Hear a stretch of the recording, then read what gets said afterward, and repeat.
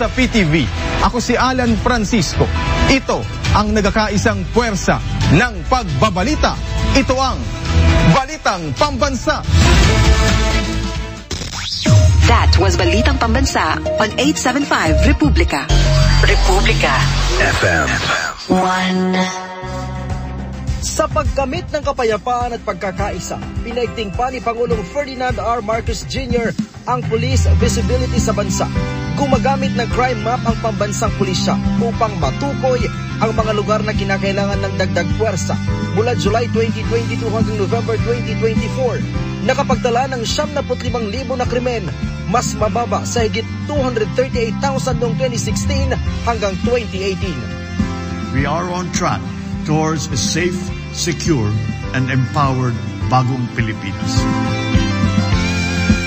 Sa patuloy na pagpupunyagi ni Pangulong Ferdinand Marcos Jr. para gawing top investment destination ang Pilipinas, iniulat ng Philippine Economic Zone Authority o PEZA na nahigitan nito ang investments target ng ahensya na 200 billion pesos sa taong 2024. Tinatayang 70,000 direct employment ang idudulot nito at higit pa. Sa paliwanag ni PEZA Director General Tereso Panga, for every direct job created inside the economic zone creates 5 more. So, ang laki ho ng multiplier effects nito sa local, especially sa national economy natin. Sa nagbabagong Pilipinas, patuloy ang trabaho, patuloy ang pagbabago.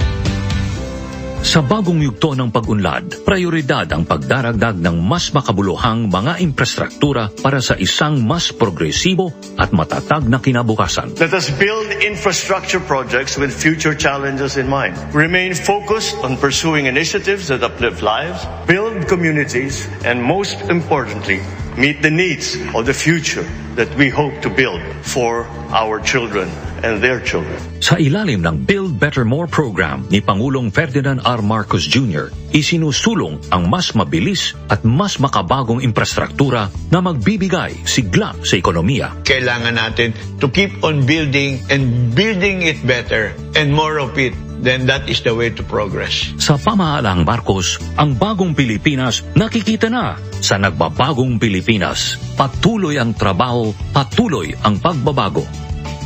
Sa bayan ng Bolinao, Pangasinan, may saganang yaman na maipagmamalaki maging ng susunod na salinlahi ng bagong Pilipinas.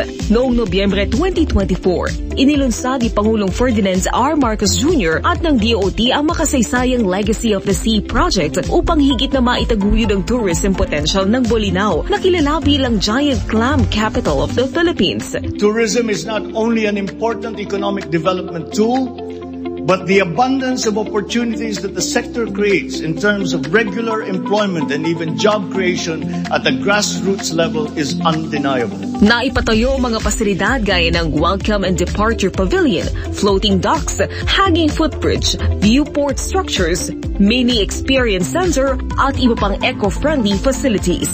Pangako ito ni Pangulong Ferdinand R. Marcos Jr. na alagaan ng turismo, kalikasan at kultura. May mga kababayan tayong nangangarap mang-ibang bansa para sa mas maginhawang buhay. Gaya na lang ni Rosini na isang dating nurse. Pero ngayon ay nasa agrikultura na sa tulong ng mga programa ng gobyerno.